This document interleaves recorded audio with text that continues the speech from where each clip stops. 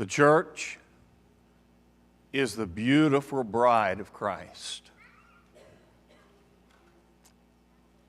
In Revelation 21, we see a scene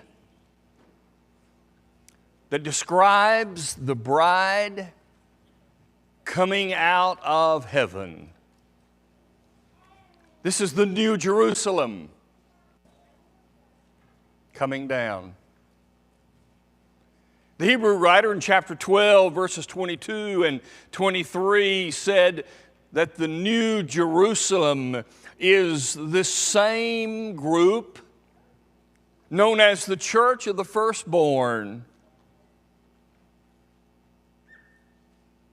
In the book of Ephesians, chapter 5, Paul writes about the relationship between a husband and wife and how each of them should function in that role. And when he closes, he says, "This is a great mystery, but I am speaking about the church."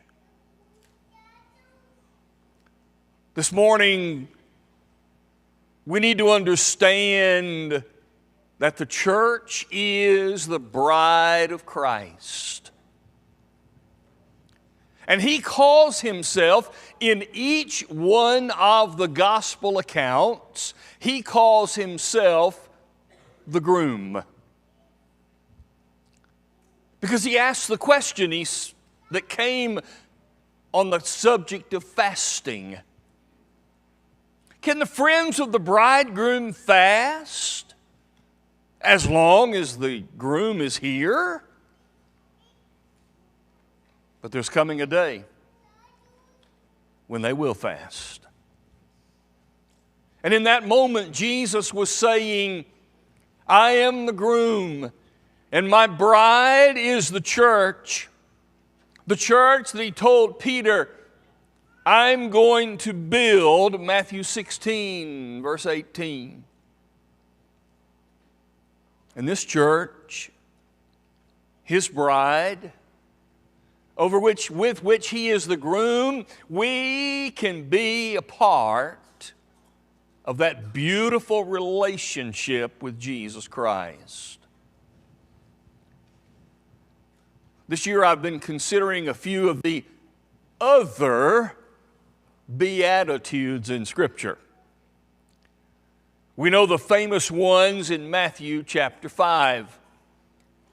But there are other places in Scripture where God said, "Blessed are these people." And today, blessed are those who are of the family of God, those who are the church, those who are part of the bride of Christ, over which he is the groom. Think with me today of the beautiful relationship that now exists and the one that is yet to come. Now, in thinking about this text from Revelation 19, where he talks about a marriage feast, I was thinking about how do marriages happen and the feasting time throughout Scripture. How did it occur? When God wrote these passages, he was writing at a time that referenced things that were happening then.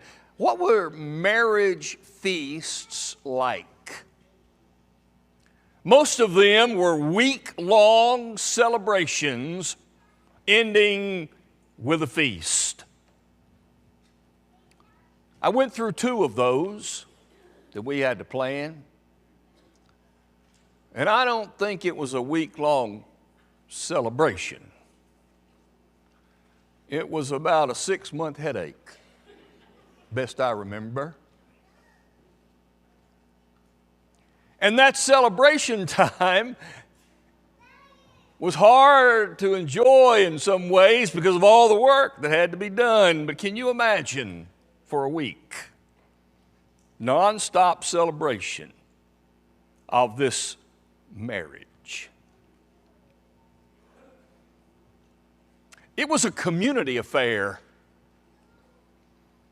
A couple of parables that Jesus told, recorded in Matthew 22 and one in Luke 12, describe a man who had thrown a marriage feast for his son. And all of this was taking place, and he sent his servants and said, "Now go out to the community and bring in those who were invited." It was apparently a pretty big deal to be invited to a marriage feast. There was an order to which people would sit. There were those who were closest to the couple, and they sat at the closer to the places of honor. And then the less connected you were to the couple, you spread out in the house or in the venue away from them. So it was a big deal to be invited. In this parable, Jesus tells of the man who sent out his servants, and when they went to get them, a whole bunch of them didn't want to come, and he couldn't believe it. He said, "Fine. Then you go out into the highways and the hedges and the back parts of society, and you just drag them in. You bring them in because I made this big feast, and we're going to have people here." So the marriage feast of that time was a community affair. And in this community affair, there was plenty of wine and food. That was their staple. I don't believe we are intended to say that all of these people were drunk for a week. That was just the way they drank because their water was no good and they had to have something to drink. I'm not sure that there were that many people who were drunk all the time, but I know this, in that week-long celebration, you could eat and drink continuously. They had made great preparations. John 2, the first sign that Jesus gave of his ministry and what he's going to do was at a wedding feast when they ran out of the wine, and Jesus made some miraculously from vats of water. That's how they did things. Oftentimes, during the week, they would have different sessions, and they would have sessions for the women over here and for the men over there. You see that in the book of Esther. When Esther was married to the king, they had these celebrations, and she would be with the women for a while, and he would have the men, and then they would come back together. That same idea happened when Samson, a judge of Israel, when he was about to get married. We see the feast happening, and we see his time with the men of that area where he was marrying this woman. So the community eating and drinking, sometimes in groups of men and women, and it was a week-long thing. Now, what you knew at the end of the week, the couple was going to show up. They're coming, but you don't know when. The time of the feasting was such, and the week was such, that you just waited all week long, and somewhere toward the end, the couple was going to show up. Most of the time, it happened at night. And then you recall Matthew 25. And Jesus tells a story of a wedding feast. And there were 10 bridesmaids, if you will, and they were attending and waiting on this situation all week long. And It came down to the time when they thought the bride and the groom were coming. And we know that it was at night because 5 of those had enough oil to keep their lamps going, but 5 had run out of oil and their lamps were not burning. Because when it was time for the bride and groom, there was a great processional led by those carrying the light to bring them to the feast place. You had to be ready. They didn't know when they were coming. No exact time was set. But the last event, when it was all finished and all completed, the groom took his new bride to the house that he had prepared for the 2 of them. That's what happened with Jacob, with Rachel and Leah. It's what happened with Isaac when Rebekah came to him. The husband prepared this place, and she came to be with him. Our wedding celebrations are not just exactly like that, are they? We had a really good event last night for Jonathan and Julia, honoring their wedding together with a big feast. They called theirs a grazing. Best terminology I've ever heard for a place to eat. Wouldn't that make a great buffet restaurant? The grazing table. Wow. We do things differently, but basically the same. And when you think of this marriage feast and this marriage time and this marriage supper, it's not a whole lot different.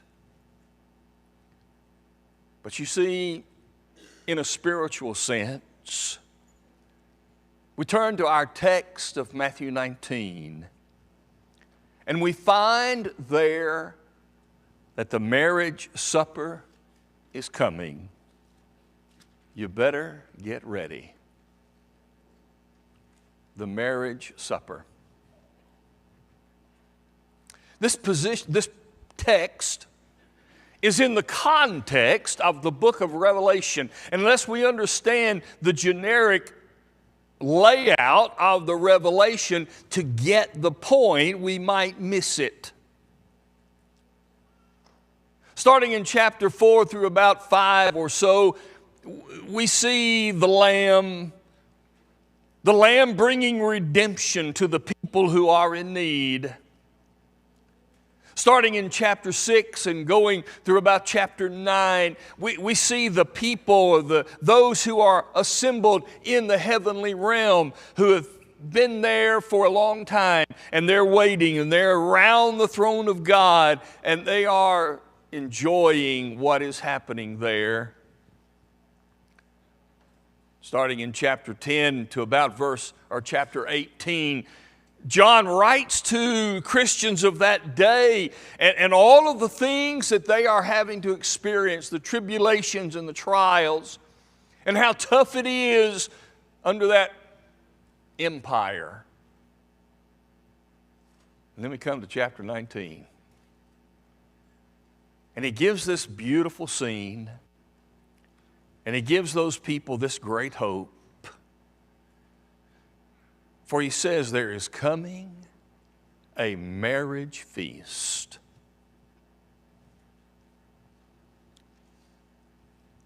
It is, in fact, a community affair.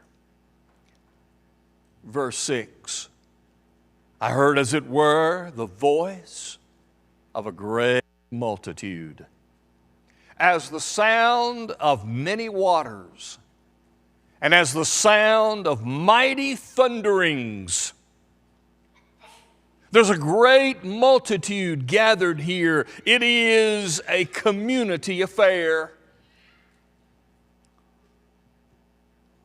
This feast, this spiritual feast, is a community of people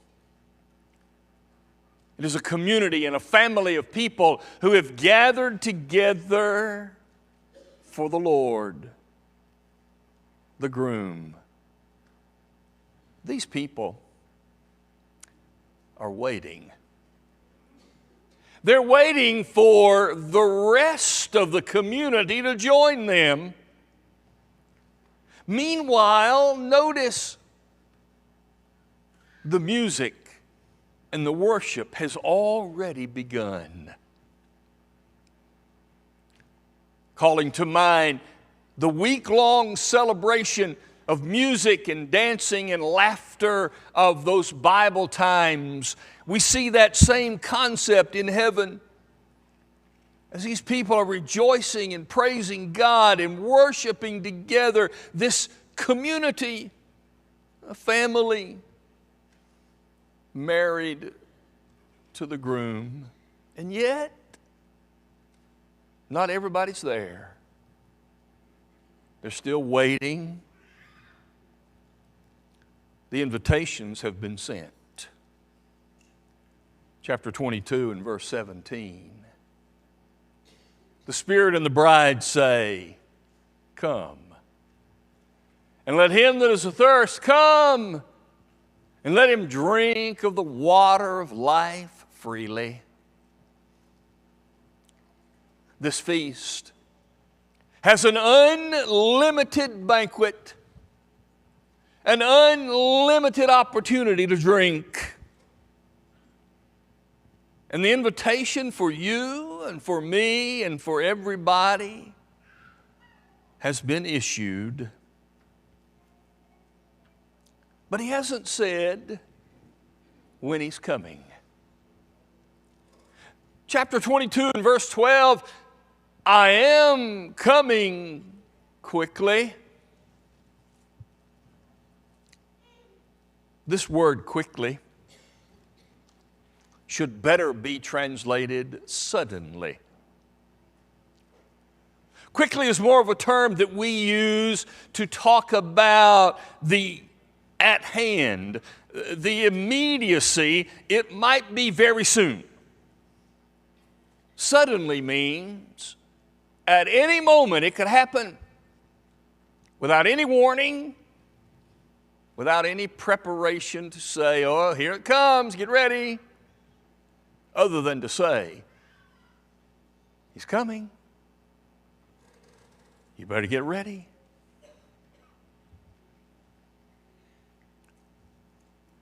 Those bridesmaids who were not prepared, they didn't have enough oil to keep their lamps burning for the entire waiting time, missed it.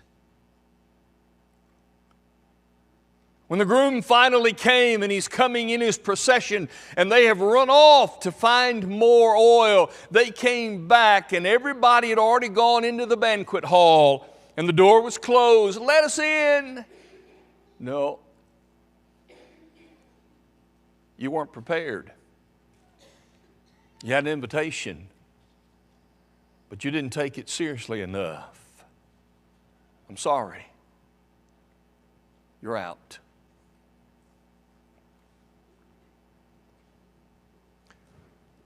Jesus is the groom of the bride. The bride is his church. And you and I have a chance and an opportunity, having been issued an invitation. Come.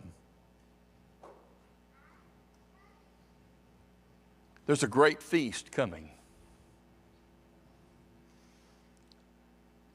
This is a peek into the portals of heaven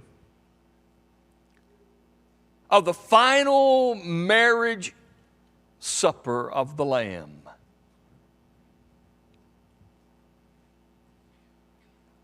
Just like in our day, or their day, the groom showed up. And everybody came in to the place to eat supper together, to celebrate the finality of the wedding. What a great event that's going to be. And it will have happened because the groom had made preparations for his bride. John 14, let not your heart be troubled. You believe in God, believe also in me. In my Father's house are many mansions, dwelling places, houses. If it were not so, I would have told you. I go to prepare a place for you. And if I go and prepare a place, I will come again and receive you to myself, that where I am, there you may be also. The groom is right now preparing finally to take his bride to the prepared place for eternity. It is hard for us to understand eternity because we are time-bound people. And we think of everything that has a beginning and has an end.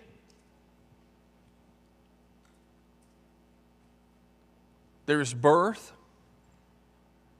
and death all around us.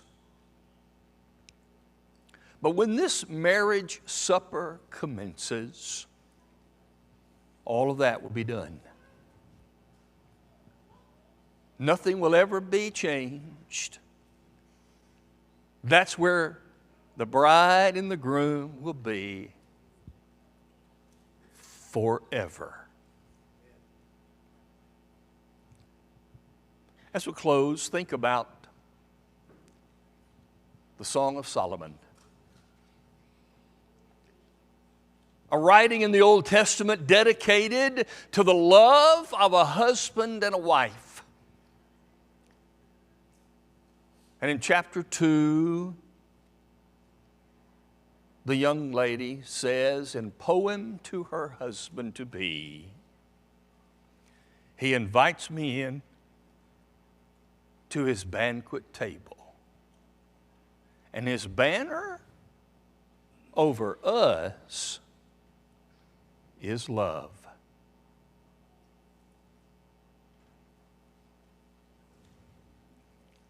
God's banner over his church is love. And he loves each of us and all of us so much that he wants us finally to go with him to that prepared place. Are you ready? Are you prepared? We sing at preschool, "This little Christian light of mine, I'm going to let it shine." Do you have your light burning? Do you have what is needed to keep it burning until the time the groom comes, whenever that might be? Or will it catch you suddenly, not ready, unprepared, and left outside?